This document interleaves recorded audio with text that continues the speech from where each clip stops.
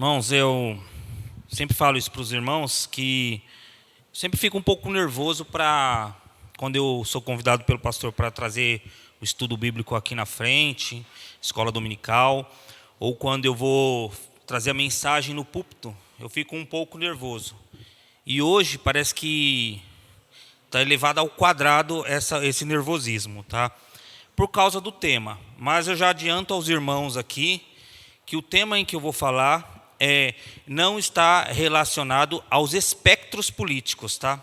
Aqui eu não estarei conversando com os irmãos sobre o que é esquerda e o que é direita. Isso daí eu até indico aos irmãos dois vídeos muito bons. Um do reverendo Donizete, onde ele fala sobre a esquerda, e um do reverendo Jorge Melhado, onde ele fala do espectro da direita. Esses dois vídeos, essas duas aulas, essas duas palestras estão no YouTube. Se os irmãos quiserem adentrar lá, visualizar, é uma boa aula para que os irmãos tenham conhecimento desses dois espectros da política. O que eu vou falar para os irmãos hoje mesmo é de uma forma muito simples, muito mais didática mesmo, e sobre primeiramente o nosso papel como cristãos referente a essa situação de política, as nossas responsabilidades sociais e políticas. É isso que eu quero comentar com os irmãos. E o que realmente, como é dividido o nosso governo, como que é que nós somos governados, de que forma, para que serve um deputado, para que serve um governador, o que faz um deputado, o que faz um governador, o que faz um presidente da República. E o pastor até falou assim que eu teria mais facilidade para falar sobre esse assunto. Eu até discordo um pouco, irmãos. Quero até que os universitários daqui, os irmãos, me auxiliem também com relação a esse texto, a essa ideia, porque também eu estou aprendendo junto com os irmãos. Estou aprendendo muito com os irmãos. Então eu quero aqui um bate-papo com os irmãos com relação a isso que nós vamos tratar hoje pela manhã, tá? Para nós iniciarmos e falar um pouco sobre a responsabilidade social e política que nós cristãos temos, eu convido os irmãos a abrirem as suas Bíblias em Romanos 13. Romanos 13, vamos fazer a leitura dos versículos de 1 a 7. E aí, o apóstolo Paulo, ele vai nos trazer aí realmente as nossas responsabilidades com relação ao Estado, com relação ao governo, tá? As nossas responsabilidades. Romanos 13, versículos de 1 a 7.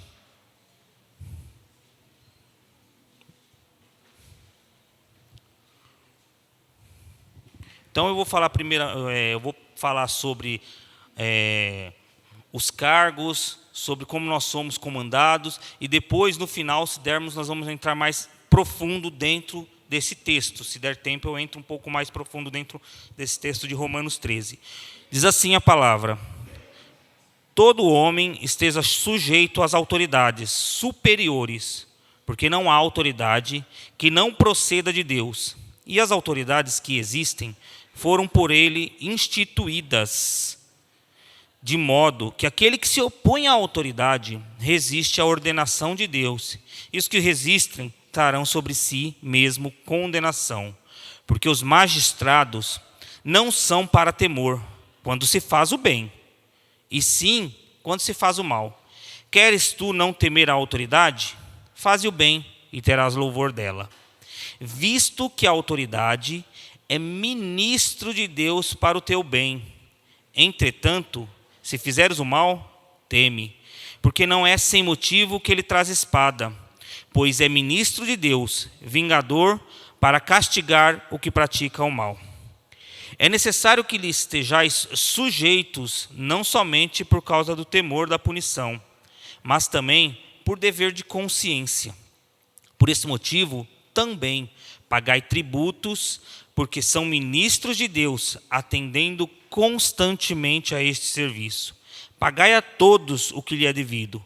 A quem tributo, tributo. A quem imposto, imposto. A quem respeito, respeito. E a quem honra, honra. Amém, meus irmãos. Vamos orar mais uma vez.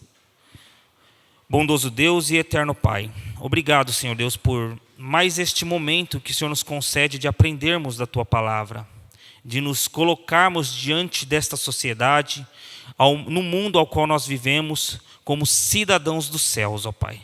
Sabendo, Pai, que não somos deste mundo, que o nosso mundo é um mundo por vir, ao lado de Cristo Jesus, o nosso Senhor. O Senhor é o nosso Rei, o Rei dos reis e o Senhor dos senhores. Mas o Senhor, ó Pai, nos orienta de como nós devemos viver enquanto estivermos peregrinando aqui nessa terra, Pai. Então nos auxilie, Senhor, a vivermos conforme a Tua vontade, conforme o Teu querer, de acordo com os Teus preceitos, de acordo com as Tuas ordenanças, ó Pai, mesmo em um mundo hostil, mesmo em um mundo, ó Pai, onde nós sabemos que jaz no maligno, ó Pai. Nos ensine, Senhor Deus, a honrar os nossos governantes, a pagar os nossos tributos, a viver de modo digno do Evangelho, Senhor. Obrigado, Senhor Deus, por este momento. Nos capacite, Senhor Deus, a falar, nos oriente. Essa é a minha oração em nome de Jesus. Amém, Senhor. Meus irmãos, então eu quero falar com os irmãos sobre o cristão e a sua responsabilidade social. Pode passar para o próximo slide? O próximo slide trouxe essas frases aí do Charles Spurgeon que diz: só os tolos acreditam que política e religião não se discutem. Por isso, os ladrões permanecem no poder e os falsos profetas continuam a pregar. Meus irmãos, a política, uma vez quando eu era criança, acho que eu já era adolescente, veio uma pessoa me dizer assim, que eu tinha que estar mais atento à política, que até o valor do pãozinho a qual eu comia é defendido ou retirado através de atos políticos. Então, tudo e qualquer coisa que nós vivemos neste mundo, a política ela está envolvida. As leis a qual nós temos que seguir, a política está envolvida. Portanto, nós cristãos, nós não estamos isentos, distantes disso. Nós temos que estar atento a tudo que está ao nosso redor.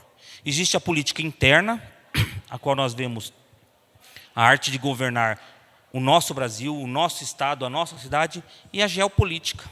Quando nós ouvimos essas histórias de guerras, de rumores de guerras, tudo isso está no contexto da política, da geopolítica. E, portanto, nós temos que estar atentos a todos esses acontecimentos. E por isso que essa frase ela encaixa muito bem para nós refletirmos. Precisamos refletir nessa frase. Só os tolos acreditam que a política e a religião não se discutem. Não é a questão de discutir e debater e bater boca e sair do contexto do contexto de cristão. Não, mas é compreender. A discussão aqui é entender do que vocês estão, do que se trata. A palavra discutir aqui não é sair batendo boca e brigando com um, com o outro, não. É compreender política e religião. Porque se vocês não compreenderem, é por isso que ladrões permanecem no poder e falsos pregadores, profetas, continuam a pregar. Pode passar o próximo slide, por favor. E esse versículo de Oséias 4:6 também, ele denota muito do que nós precisamos compreender. O meu povo está sendo destruído porque lhe falta o conhecimento. Oséias, quando diz isso, ele diz ali num contexto onde a tribo do norte ali, né, o reino do norte, ele seria dizimado, né, pelos assírios. E eles estavam caminhando a passos largos para essa destruição. Eles caminharam a passos largos para essa destruição. E o profeta Oséias os avisou, dizendo: o meu povo está sendo destruído porque lhe falta o conhecimento. É óbvio que esse contexto aqui é o contexto do conhecimento realmente de Deus. É o conhecimento de Deus. Aqui o profeta Oséias está falando neste contexto. O povo estava caminhando para a destruição porque lhe faltava o conhecimento de Deus. Mas nós aqui aplicando isso para o nosso dia, para os nossos dias, também podemos colocar isso nesses dias como política. O meu povo está sendo destruído, o meu povo muitas vezes é destruído porque lhe falta o conhecimento. Lhe falta entender do que nós estamos tratando nesses dias, ao longo da nossa vida. Irmão, pode passar mais um pouco, mais um slide. Então, como nós cristãos devemos nos posicionar com relação às autoridades? Devemos obediência? Nós acabamos de ler aqui Romanos 13, versículos de 1 a 7. E ali o apóstolo Paulo, ele nos ensina no versículo 7 que nós devemos dar honra a quem merece honra, pagar os tributos a quem realmente merece receber esses tributos. E o próprio Jesus Cristo nos ensina lá em Mateus 22, versículos 17 a 21, como está aí no slide, o que realmente nós devemos, como nós realmente devemos nos posicionar com relação às nossas autoridades. Olha o que o próprio Jesus diz aí quando ele é indagado sobre pagar tributo. Diz assim a palavra lá em Mateus 22, 17 e 21. Dize-nos, pois, que te parece? É lícito pagar tributo a César ou não? Jesus, porém, conhecendo-lhes a malícia, respondeu: por que experimentais, hipócritas? Mostrai-me a moeda do tributo. Trouxeram-lhe um denário. E ele lhe perguntou: e de quem é essa esfinge? E essa inscrição? Responderam-lhe: ora, é de César. Então lhe disse Jesus: dai, pois, a César o que é de César, e a Deus o que é de Deus. Então, como é que nós devemos nos posicionar com relação às autoridades? Devemos lhe obediência? Depois eu posso entrar um pouquinho mais a fundo, até onde nós devemos obediência a Deus. Está lá em Romanos, e aí nós podemos depois, se der tempo, entrar um pouco. Mas aqui o nosso Senhor Jesus Cristo diz que sim, devemos obediência às autoridades. E lá em Romanos, que nós lemos, 13, versículo 1, diz o porquê que nós devemos essa obediência. Porque toda autoridade, ela provém de Deus. Então nós devemos obediência sim. Ele continua lá em Mateus 17, 24 e 27, tem mais uma passagem que fala: tendo ele chegado a Cafarnaum, dirigiram-se a Pedro, os que cobravam os impostos das 2 dracmas, e perguntaram: não paga ao vosso mestre as 2 dracmas? Sim, respondeu ele. Ao entrar Pedro em casa, Jesus lhe antecipou dizendo... Isso, pode passar. Respondeu, ao entrar Pedro em casa, Jesus lhe antecipou dizendo: Simão, que te parece? De quem cobram os reis da terra impostos ou tributos? Dos filhos ou dos estranhos? Respondeu Pedro: dos estranhos. Jesus lhe disse: logo estão isentos os filhos. Mas para que não os escandalizemos, vai ao mar, lança o anzol, e o primeiro peixe que fisgar, tira-o, e abrindo-lhe a boca, acharás um estárter. Toma-o, entrega-lhe por mim e por ti. Mais uma vez, Jesus Cristo aqui nos ensinando que nós devemos pagar os nossos tributos, que nós devemos estar em conformidade com as leis que regem o nosso país, devemos andar de conformidade com as leis que regem os nossos países, e essas leis são discutidas através do nosso parlamento, através da nossa política, e por isso que temos que estar atentos a tudo que está ao nosso redor. Pode passar mais um, meu irmão. E como a pergunta que eu fiz, as autoridades por quem e por que elas foram instituídas? Nós lemos lá em Romanos 13, que todo homem esteja sujeito às autoridades superiores, porque não há nenhuma autoridade que não proceda de Deus. E as autoridades que existem, tanto boas quanto más, foram por eles instituídas. Toda autoridade, não há nenhuma autoridade que não proceda de Deus. Ciro, rei medo e persa, que invadiu o reino da Babilônia, Era um homem ímpio, um homem que não conhecia a Deus. Portanto, quando nós vamos estudar a história deste rei, nós vamos ver lá que ele foi um homem levantado por Deus. E os estudiosos das Escrituras Sagradas dizem que ele é um tipo de Cristo, porque ele foi levantado por Deus para que pudesse libertar o povo de Israel das mãos dos babilônicos, fazer regressar aquele povo até a terra prometida. Mas ele era um rei ímpio. Nabucodonosor, rei ímpio, que foi levantado por Deus para trazer, se nós podemos dizer assim, o castigo ao reino do sul, para que eles pudessem se voltar a Deus. Também um homem levantado por Deus. Então, toda e qualquer autoridade, seja ela boa ou má, não existe autoridade que não foi por Deus instituídas.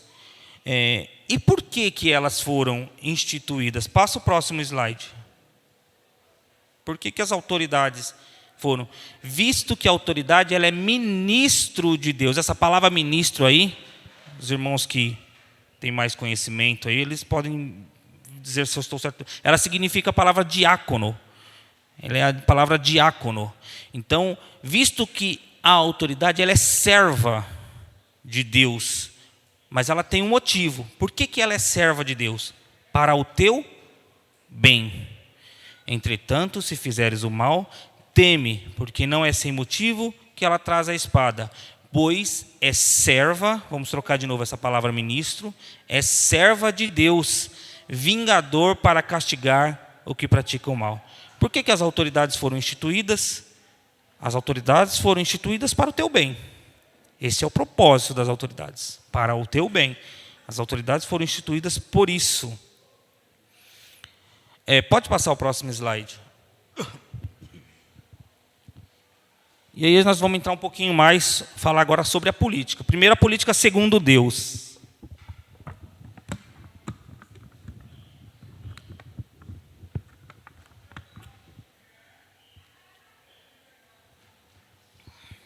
A política segundo Deus, ela se resume, vamos dizer assim, em expressar os padrões e leis que Deus implantou em sua criação, promover ambiente para Deus demonstrar suas maravilhas e mistérios da vida, prover um lar, trabalho e um lugar de descanso para a sua criatura, feita à sua imagem e semelhança ao homem. A política, segundo Deus, então, ela é para expressar os padrões de leis que Deus implantou na sua criação. É para promover um ambiente para Deus demonstrar suas maravilhas e mistérios na sua vida. Era para prover um lar e um lugar de descanso para a sua criatura, feita à sua imagem e semelhança. Meus irmãos, depois eu vou ver no próximo slide que a política é a arte de governar. É a arte de estar governando, de administrar. E a política, segundo Deus, é isso, é para administrar, é para expressar os padrões de leis de Deus, é para promover um ambiente para que demonstre as maravilhas de Deus, para promover um lar, um trabalho, seguro, descanso para a sua criatura. Isso é a política segundo Deus. Pode passar o próximo slide. Então, o que seria a palavra política? A origem da palavra política ela é grega e derivada da palavra politikos. Está relacionado então a cidadão ou a estado. Esta palavra ela vem de uma origem polites, que em grego significa cidadão, e ela tem uma ramificação na polis, que significa cidade. Então, cidadão, cidade, estado, esse é a ramificação, a derivação da palavra política que nós temos aqui no Brasil. Políticos. Então, polites, polis, cidade, cidadão, estado. E o que é política? Passa para o próximo slide para mim. Agora, no nosso dicionário, o que significa política no nosso dicionário? É a arte ou a ciência de governar. De governar. Política é algo que tem a ver com a organização. Alguém que está à frente para organizar. direção e administração de nações ou Estado. É o direito enquanto ciência aplicada não só a assuntos internos da nação, mas também aos assuntos externos. É aquilo que eu disse. Existe a política interna, aqueles que governam. Existe a geopolítica, né? A política externa, onde nós olhamos aí as crises mundiais, as guerras. É a arte de governar, é a ciência, é a arte de governar, de administrar tanto nações quanto estados. Pode falar, meu irmão. A arte de convencer.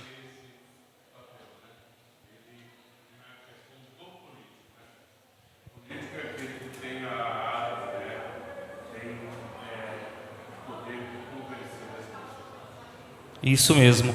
É bom sempre estar entrando alguém com uma ideia assim, porque vai abrindo a nossa mente para a gente não ir somente em cima dos slides. E é isso mesmo, é a arte de convencer. Quando os políticos se reúnem lá, quer seja na Assembleia Legislativa, quer seja lá na Câmara dos Deputados Federais, em qualquer lugar, nenhum político consegue governar sozinho.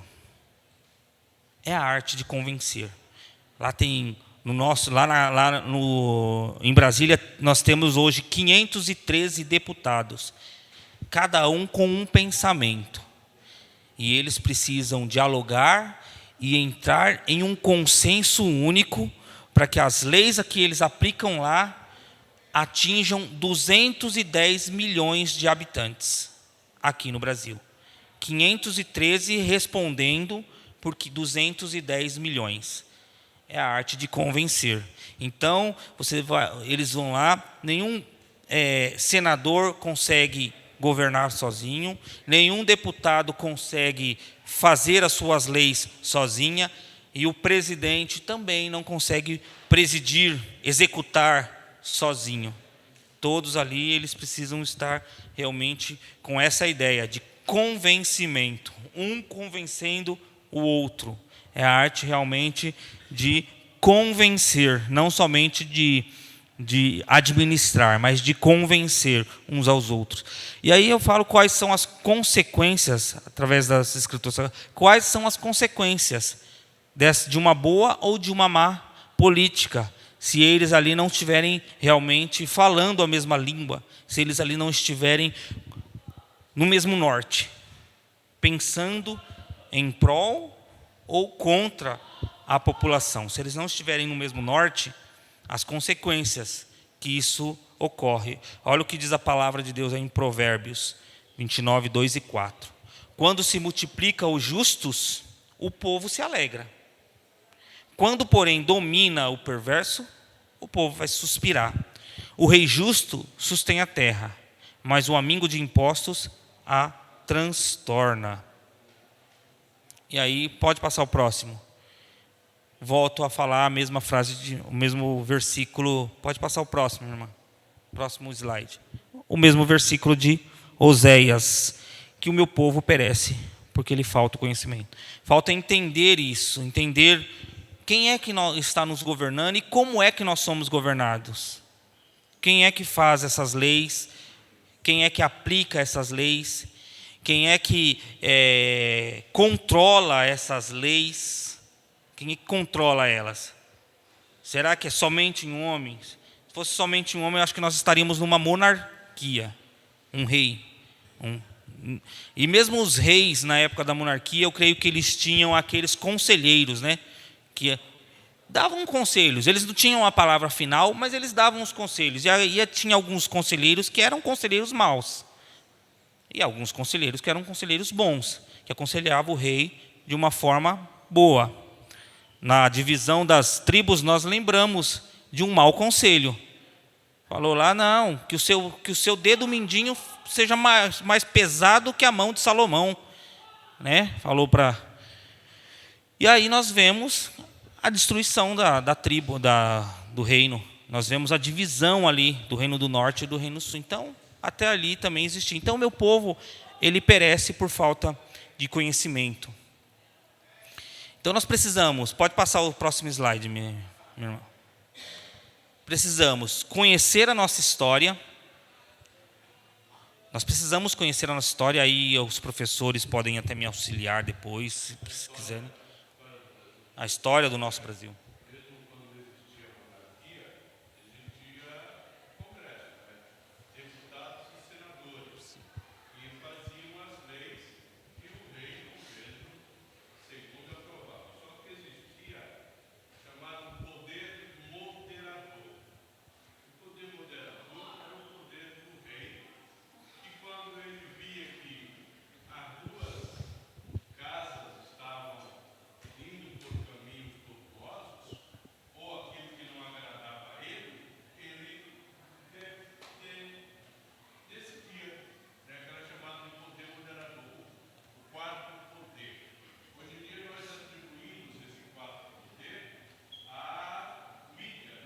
A mídia tem um poder extraordinário hoje no Brasil. Não só hoje, mas sempre teve. No período da monarquia, o quarto poder pertencia ao rei. Senado, Congresso, senadores e congressistas existia, e o rei também existia. E tinha o poder moderador, que era esse poder que o rei tinha. Então, quando não havia consenso, era como o rei viesse para desempatar aquele debate que existia.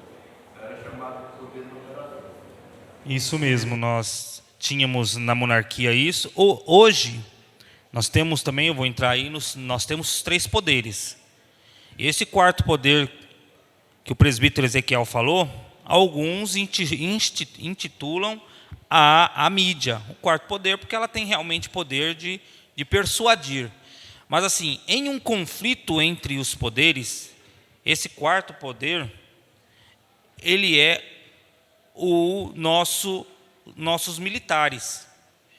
É o militarismo, é o exército que vai entrar e vai dirimir esse conflito entre esses 3 poderes. Hoje nós vemos como o moderador do conflito entre esses 3 poderes, o militarismo, tá? Então é eles que vai ali tentar apaziguar, e nem sempre consegue, né? Nem sempre consegue, essa é a realidade. Então nós precisamos conhecer a nossa história e precisamos saber, como eu estou falando desde o início da aula, como nós somos governados. Então passa o próximo slide, minha irmã. Então nós somos governados dessa seguinte forma aí, por 3 poderes. Primeiro, o poder legislativo, não na sequência de primeiro ele é o melhor, segundo ele é esse, ou até o terceiro. Não, só estou falando primeiro, poder legislativo, poder executivo e poder judiciário. Esses 3 poderes, eles se contrabalanceiam, vamos dizer assim. Eles têm freios e contrapesos. Eles precisam estar olhando o que o outro faz. Um em cima do serviço do outro, vamos dizer assim, avaliando como o outro. Poder legislativo, poder executivo e poder judiciário. E tanto um quanto o outro, os 3, eles precisam estar em comum acordo, de acordo com a Constituição do Brasil, feita em 1988. Pode passar, minha irmã. Então, falando pelo primeiro, o primeiro poder aí é o poder legislativo. O poder legislativo é o poder que estabelece as leis de um país. Ele é composto pelo Congresso Nacional, ou seja, pela Câmara dos Deputados, pelo Senado e pelos parlamentos, assembleias, cuja atribuição central é propor leis destinadas a conduzir a vida do país e de seus cidadãos. O poder legislativo, além de desempenhar o papel de elaboração das leis que regerão a sociedade, também ele tem a incumbência de fiscalizar o poder executivo. Então, o que o poder legislativo faz, meus irmãos? O que os deputados fazem? Depois tem outros slides que vai falar um pouco mais sobre isso daí. Mas, basicamente, propor leis. Ele é que propõe leis. E os deputados, ele pode propor a lei mais esdrúxula possível, desculpe o perdão da palavra, mas ele pode propor qualquer lei. Qualquer lei o deputado pode propor. O deputado pode propor qualquer tipo de lei. Vai ser votado por eles, se aprovado, vai passar pelo Senado, passar pelo Poder Executivo, e aí é que vai ser realmente colocado como lei. Mas ele pode propor qualquer tipo de lei. Tá? Vamos passar para o próximo poder. Depois a gente entra em cada um direitinho. Poder Executivo. O Poder Executivo, como o próprio nome diz, já pressupõe, é o poder destinado a executar, fiscalizar e gerir as leis de um país. É feita a lei e o Poder Executivo executa. Ele cumpre. No âmbito desse poder está a Presidência da República, os ministérios, secretarias da Presidência, órgãos de administração pública e os conselhos de políticas públicas. Sendo assim, essa escala de poder decide e propõe planos de ação, administração e de fiscalização de diversos programas. Então, está aí no rol de trabalhos do Poder Executivo. Programas sociais, de educação, de cultura, de saúde, de infraestrutura, a fim de garantir a qualidade e a eficiência dos mesmos. É válido destacar que no município, o Poder Executivo é representado pelo prefeito, aqui, e enquanto no Estado é representado pelo governador. Esses são os cargos para o Poder Executivo. Eles são do Poder Executivo. Pode passar o próximo slide. Poder Judiciário. Então, o terceiro poder aí é o Poder Judiciário. Ele atua no campo do cumprimento das leis. Dizem que ele é o guardião da Constituição. É ele que guarda e rege a Constituição. É o poder responsável por julgar as causas conforme a Constituição do nosso país, do nosso Estado. E ele é composto por juízes, por promotores de justiça, por desembargadores, por ministros representados por tribunais. E o maior destaque é o nosso STF, Supremo Tribunal Federal. Essencialmente, o Poder Judiciário tem a função de aplicar a lei. Ele simplesmente aplica a lei, né?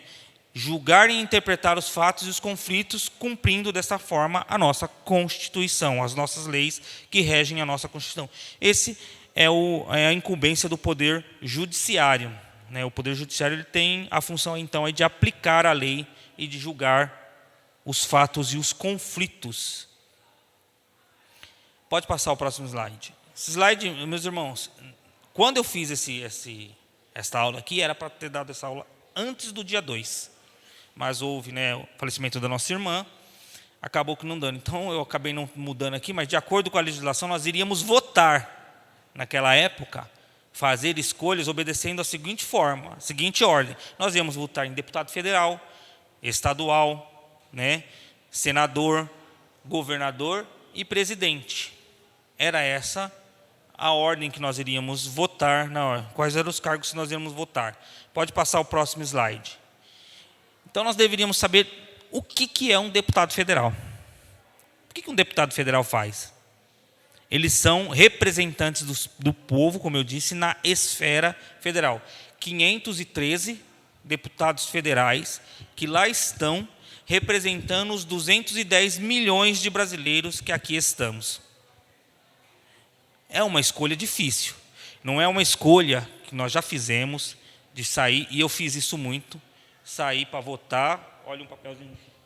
Eu vou votar nesse aqui. Vou votar nesse aqui. Não é isso. Não é assim. Precisamos conhecer o que eles fazem, quais são as suas atribuições, o que fizeram. A sua atribuição principal é fazer leis de abrangência nacional e fiscalizar os atos da República, do presidente da República. Então, como eu disse, um tempo atrás aí uma deputada federal, os irmãos, ela propôs uma lei relacionada a colocar absorvente em todos os banheiros públicos do Brasil, para todas as mulheres. É uma lei que ela pode escrever, pode passar passar lá, os 513, a maioria mais um aprovar, passa pelo Senado, e o presidente tem que, aí o presidente precisa, o executivo precisa executar. Mas para executar ele precisa saber de onde sai esse dinheiro. De onde vai sair esse dinheiro? E aí, se não falar de onde vai sair esse dinheiro para fazer esse projeto, ele precisa barrar. Ele precisa, a palavra não é barrar, agora eu esqueci a palavra. Vetar. Então ele precisa vetar. Mas esse veto nem sempre continua. Porque se ele volta para a Câmara dos Deputados, existe o poder de derrubada de veto, que é feita pela própria Câmara dos Deputados. O deputado vai lá e derruba esse veto.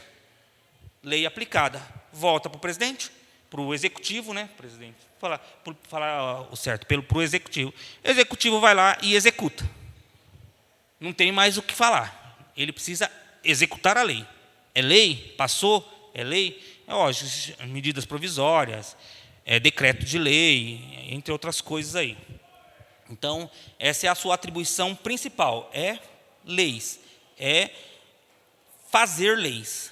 Então, toda lei que nós temos hoje no Brasil, rege a Constituição, ela tem que continuar, tem que ir através da Constituição, mas os deputados eles vão aí criando leis, tirando leis, são eles que fazem isso, e além de fiscalizar o presidente da República. Fiscalizar se o presidente da República, às vezes tem a famosa pegadinha. A famosa pegadinha é, faz uma lei absurda, não se tem de onde tirar esse dinheiro, ele executa e incorre em alguma irresponsabilidade fiscal. Incorrendo, ele pode ser impeachmentado. Eles também podem apresentar projetos de leis ordinárias, complementares, decretos legislativos, de resolução e emendas à Constituição, além de criar as CPIs, comissões parlamentares de inquéritos, de discutir e votar as medidas provisórias editadas pelo Poder Executivo. Aí sim, o Poder Executivo ele pode gerar também leis, tá? Mas isso chama-se medidas provisórias, que aí é discutido pela Câmara dos Deputados. Se os deputados atenderem, ela é executada aí.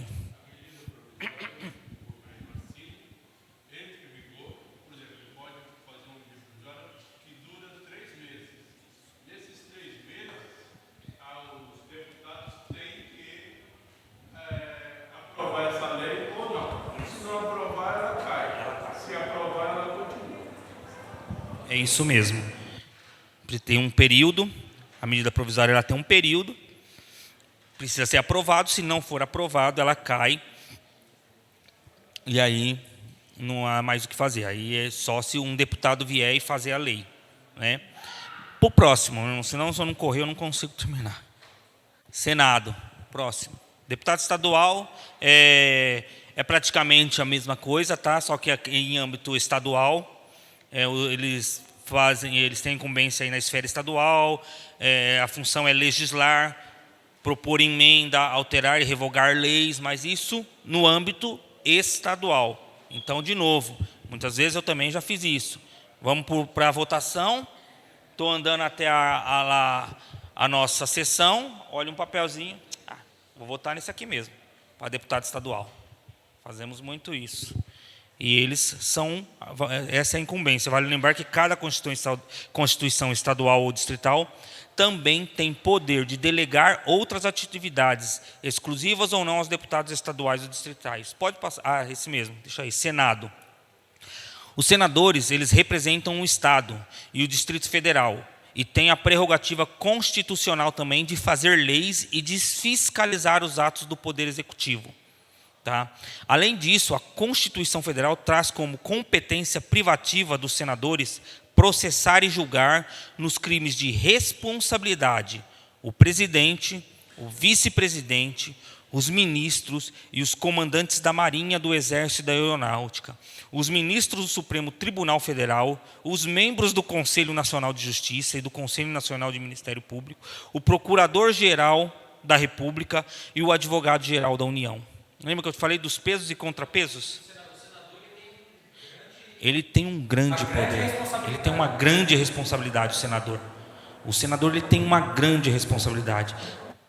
Pois não, pastor. Tanto os senadores quanto os deputados, eles fazem parte do poder legislativo, é isso? Isso. Tanto os deputados quanto os senadores fazem poder do poder legislativo, por isso que ele faz leis. Ele, a prerrogativa dele constitucional é de fazer leis. Sim. Então seria bom você ressaltar o que difere, né, qual que é a particularidade do papel do senador, que difere do papel do deputado, para que, né, as pessoas possam entender onde cada qual atua, porque os dois atuam debaixo do mesmo poder, né, o poder legislativo, mas com funções específicas, às vezes mesmas funções enquanto Congresso, mas com particularidades. Ressaltar essas diferenças. Na questão de leis, tanto o deputado federal quanto os senadores, eles têm como prerrogativa o fazer leis. Essas leis podem sair do Senado? Pode sair do Senado, mas ela vai ter um curso. Ela sai do senador X, ela vai ter que passar pela Câmara dos Deputados, ser votada, aprovada. Depois de aprovada, ela vai para o Senado. O Senado aprova essa lei também. Ela aprova essa lei também para depois ir para o Executivo. O que difere os deputados dos senadores? É aquilo que eu falei do pesos e contrapesos. Se os irmãos tiverem uma ideia também, como eu disse, estou aprendendo juntamente com os irmãos. Se algum irmão tiver alguma coisa também para falar, pode falar. Mas o que difere o senador do deputado são porque os senadores, eles são como o guardião dos poderes.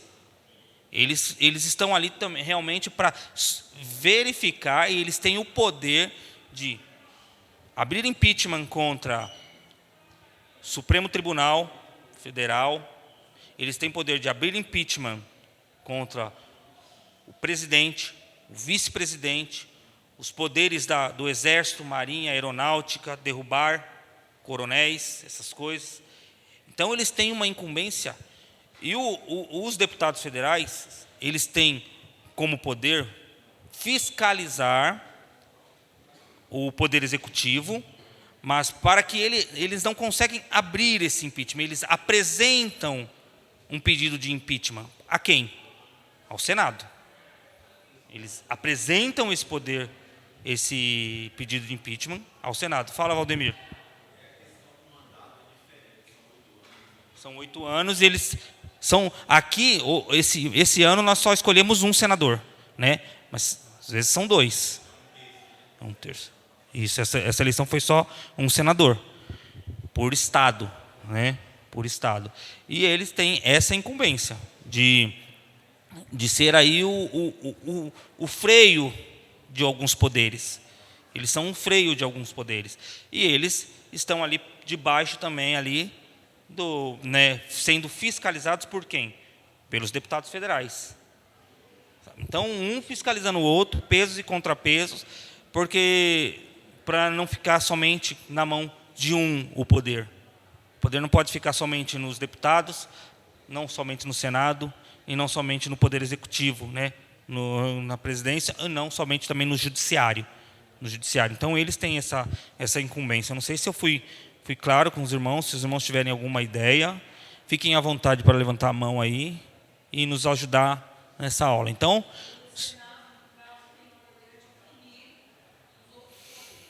ele tem o poder de colocar o impeachment, por exemplo, de um presidente em votação.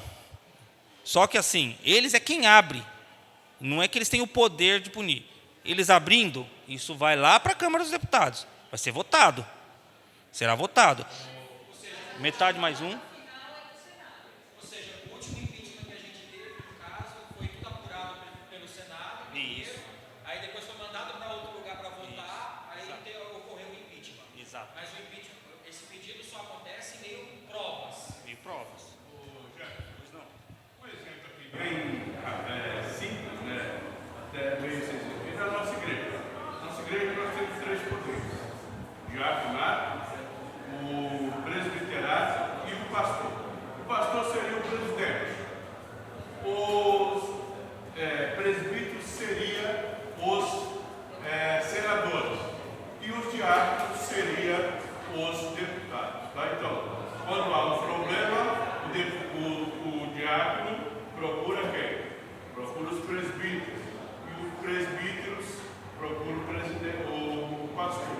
É mais ou menos bem simples, né? Bem prático para entender, desse jeito. Tem uma hierarquia, e essa hierarquia é desse jeito. Né? Por exemplo, o conselho tem poder absoluto sobre pastores, né?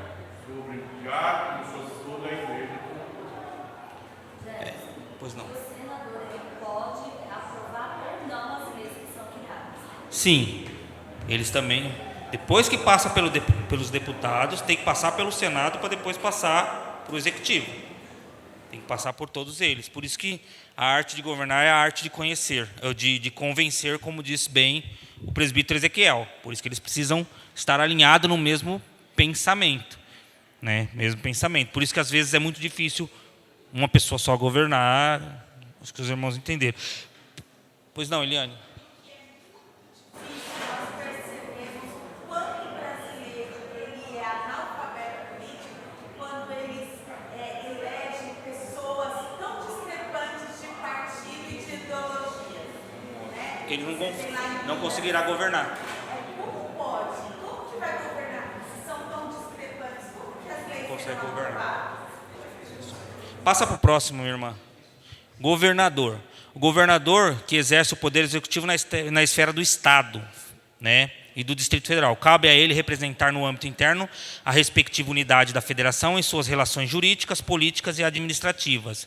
No exercício da sua função de administrador estadual, ele é auxiliado pelos seus secretários de Estado. O governador participa do processo legislativo e responde pela segurança pública. Então, tudo que é segurança pública, quem responde é o governo do Estado. Polícia Militar, por exemplo, Polícia Civil, quem responde sobre a segurança pública é o governo do Estado. O governo do Estado é que... Ou seja, no caso dos senadores, é eles que arrumam a bagunça. Acaba não sendo imparcial, né? O que eu quero trazer para os irmãos aqui não é nem entrar no mérito aí, tá? De quem é, de quem não é, do que o cara faz errado. Eu quero só que os irmãos entendam o que cada um faz. Depois os irmãos, por si só, tirem as suas conclusões, bate o papinho lá fora, chama para conversar no WhatsApp, arruma suas briguinhas, tá bom? Aqui é só para saber o que eles fazem mesmo. Então o governador, o governador conta com as polícias civil, militar, corpo de bombeiro, em razão da autonomia dos estados. Cada Constituição estadual e a lei orgânica do Distrito Federal dispõe sobre competências, atribuições, responsabilidade do cargo de governador. Então, o governador também é um poder executivo. E sobre a sua tutela aí, que eu quis grifar mais aí, é a segurança pública. É lógico que tem outras, mas eu quis grifar a segurança pública para os irmãos compreenderem que a polícia militar daqui, por que ela é diferente da polícia militar de Minas? Por que ela é diferente da polícia militar do Rio? Por que a polícia civil é diferente da polícia militar do Amapá? Porque o governador é quem... A segurança pública está debaixo da tutela do governador do Estado. Do governador do Estado.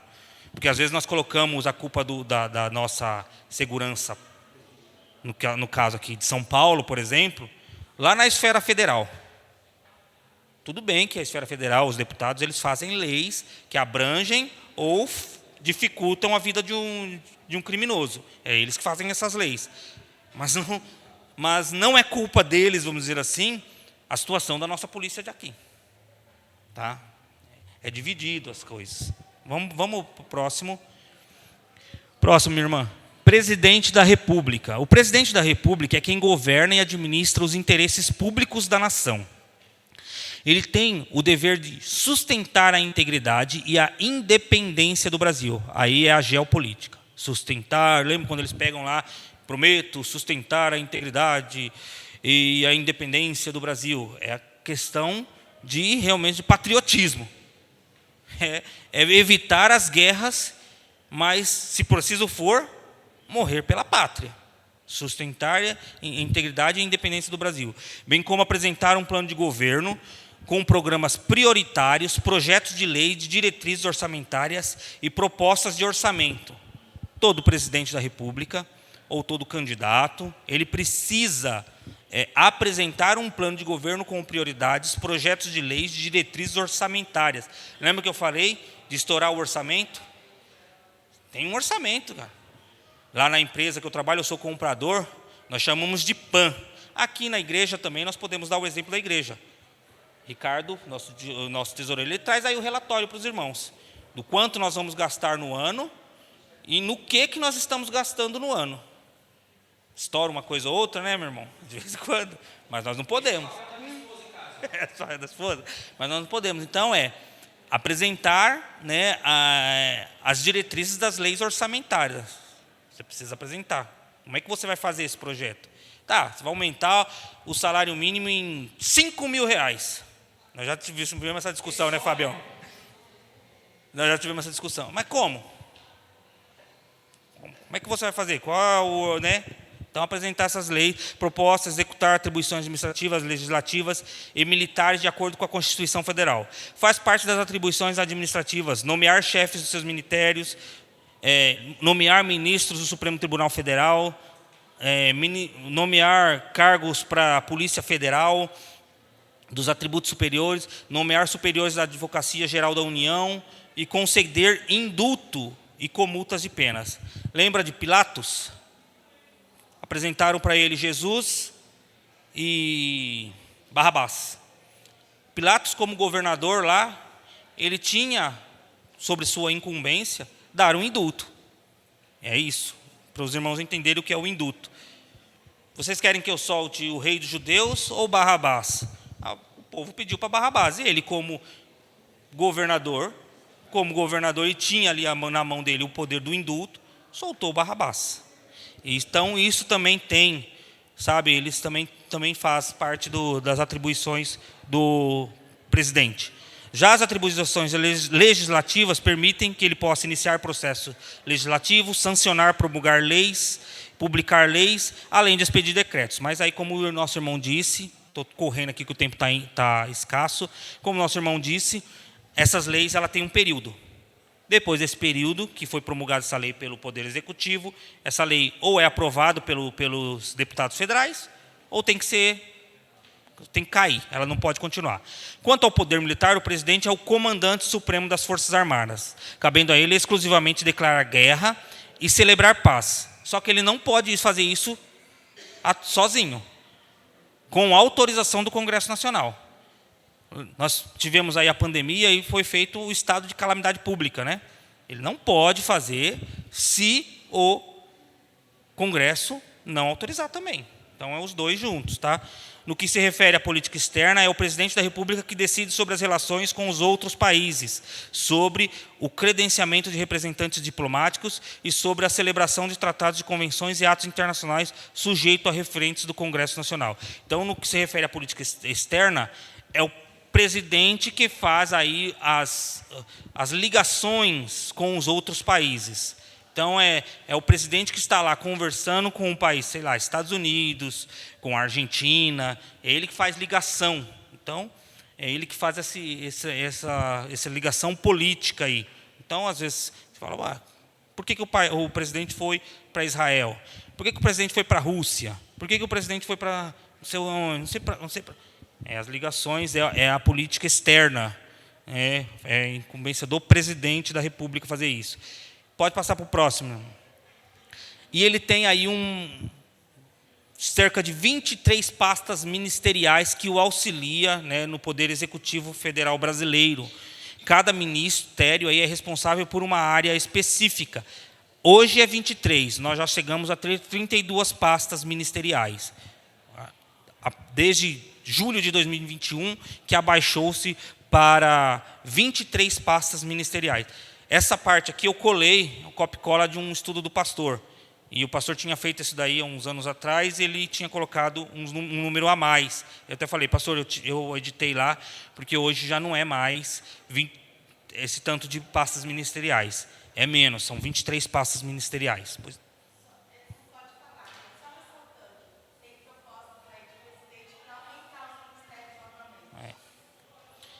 Vamos continuar. Ministério. Aí pode passar para o próximo, irmã. esses são os ministérios: agricultura, cidadania, ciência, tecnologia, comunicação, defesa, desenvolvimento, economia, educação, infraestrutura, justiça e segurança pública, meio ambiente, minas e energia, Ministério da Mulher, da Família e dos Direitos Humanos, o Ministério das Relações Exteriores, da Saúde, do Trabalho e da Previdência. Pode passar: turismo, Controladoria Geral, Secretaria e Governo, Secretaria Geral, Advocacia Geral da União, Casa Civil e o Gabinete de Segurança Institucional. Pode passar para o próximo. Então, meus irmãos, corri bastante, deu tempo. Não deu tempo de entrar de novo no texto de Romanos. Mas, então, o presidente ele tem esses ministérios que o auxilia na sua... o poder executivo. Mas que é o presidente, é o governador. O governador, na verdade, são secretários, né, que o auxilia. Não se dá o nome de ministros. No poder do Estado se dá o nome de secretário. Secretário de Saúde, secretário do Meio Ambiente, secretário de Finanças. É secretário o nome desses homens. Municipal também é secretário? Também é secretários que auxiliam os prefeitos o seu trabalho. E no caso do Poder Executivo Federal, são ministros. Então, esses ministros, cada um tem a sua pasta, cada um é que conta com isso. Temos que escolher homens sábios, que queiram governar para o povo, mas eu sei que é muito difícil, meus irmãos. Eu sei que, como uma conversa que eu tive com alguns irmãos, o mundo jaz no maligno, e o coração do homem é corrupto. E o homem pode cair.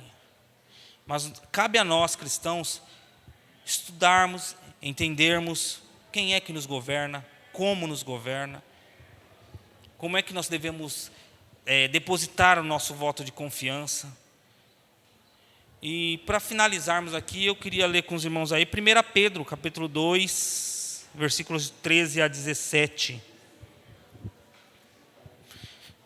Que diz assim, ó: sujeitai-vos a toda instituição humana por causa do Senhor, quer seja o rei como soberano, quer as autoridades, como enviados por ele, tanto para castigo dos malfeitores, como para louvor dos que praticam o bem. Porque assim é a vontade de Deus, que pela prática do bem façais emudecer a ignorância dos insensatos, como livre que sois, não usando, todavia, a liberdade por pretexto de malícia, mas vivendo como irmãos, temeis a Deus e honrai ao Rei. Que Deus abençoe os irmãos. Passo agora a palavra para a nossa superintendência.